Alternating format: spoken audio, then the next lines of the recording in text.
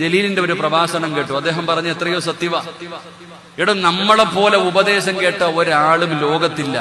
പക്ഷെ നമ്മൾ എന്നിട്ട് ഏറ്റവും കൂടുതൽ മോശമായ പ്രവർത്തനം ചെയ്യുന്നത് നമ്മുടെ മക്കൾ തന്നെയാണ്.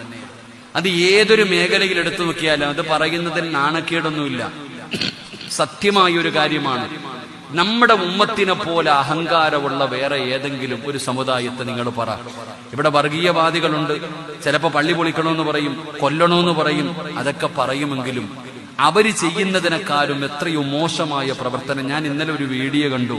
നിസ്കാര കുപ്പായം ഇട്ടിട്ട് ഒരു 5-6 പെൺകുട്ടികൾ ഡാൻസ് ചെയ്യുന്നൊരു വീഡിയോ. ഒന്ന് ആലോചിക്കുക, നിസ്കാര കുപ്പായം ഇട്ടിട്ട്. അതുമാത്രമല്ല, ഒരു പെൺകുട്ടി ചോദിക്കുന്നു സ്വർഗം എവിടാന്ന് കാണണമെങ്കിൽ. ഇന്നത്തെ ഒരു ചെറിയ പെൺകുട്ടി, 2 പെൺകുട്ടികൾ ഫർദയൊക്കെ ഇട്ടിട്ട് പറഞ്ഞൊരു വാർത്ത, സ്വർഗം എവിടെയാണെന്ന് കാണണമെങ്കിൽ എളുപ്പവഴി കാലെവിടെയെങ്കിലും ഒന്ന് തട്ടിയാൽ മതി, അപ്പൊ സ്വർഗം കാണാം. നമ്മുടെ മക്കൾക്ക്, ഇന്നത്തെ യുവതലമുറയ്ക്ക് ഈ മരണത്തിന് ശേഷമുള്ള ജീവിതത്തിൽ വിശ്വാസമില്ല എന്നുള്ളതാണ് ഏറ്റവും ഭയാനകമായൊരു വാർത്ത. അവർക്ക് നമുക്ക് ഇപ്പൊ ഈ കുട്ടികളോട്, വിദ്യാഭ്യാസം കൂടിയിരിക്കുന്ന മക്കളോട് പോയിട്ട്, എടാ വീട്ടിലെ തീയ് നരകത്തിലെ തീയുടെ 70% പറഞ്ഞാൽ നമ്മുടെ മുഖത്തൊന്ന് നോക്കും.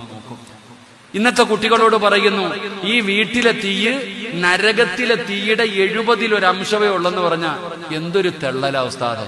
ഇന്നത്തെ കുട്ടികൾ അങ്ങനെ ചോദിക്കണേ. ഇന്നത്തെ കുട്ടികളോട് പറയുന്നു, സ്വർഗത്തിലെ ഒരു മരം, നബിതങ്ങൾ പറയുന്നു, ഇന്നഫിൽ ജന്നത്തിലെ ഷജറ,